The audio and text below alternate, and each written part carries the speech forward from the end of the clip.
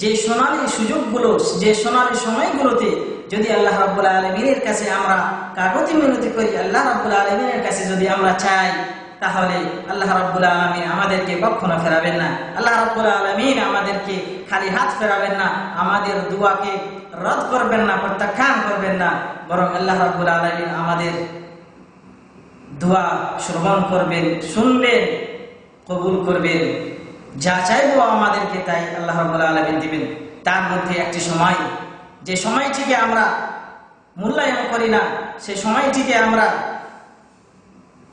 গল্প গুজবে, হাসি ঠাট্টায়, মোবাইল দেখে সময়টা নষ্ট করে দিই। কোনো মানুষ কোরআন তেলাওয়াত করে, কোরআন তেলাওয়াতের মাধ্যমে সে সময়টাকে কাটায়, কিন্তু সে সময়টাতে যদি আমরা দুবাই রত থাকি, আল্লাহ রাব্বুল আলামিনের কাছে বেশি উত্তম। সেটা হচ্ছে কি, আজানের পরে ইকামতের পূর্বে যে সময়টা রয়েছে, সেই সময়টুকু নবী করিম সাল্লাল্লাহু আলাইহি ওয়াসাল্লাম বললেন, লা ইউরাদু দুআ বাইনাল আযানাইন। অন্য একটি হাদিসের মধ্যে রয়েছে, আদ-দুআ বাইনাল আযান ওয়াল ইকামা লা ইউরাদ।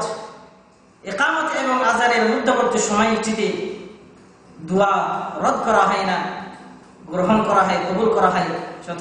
এই জন্য উলামায়ে কেরাম বলছেন যে সেই সময়টুকুতে যদি কোনো মানুষ কোরআন তেলাওয়াত না করে দুআয় রত থাকে, তাহলে তার জন্য বেশি উত্তম। কারণ এই সময়টা হচ্ছে নির্ধারিত সময়।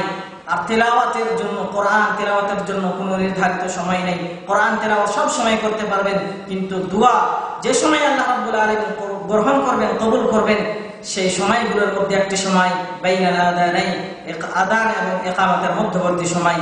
আল্লাহ রাব্বুল আলামিন যেন আমাদেরকে এই সময়টিকে মূল্যায়ন করার তৌফিক দান করেন।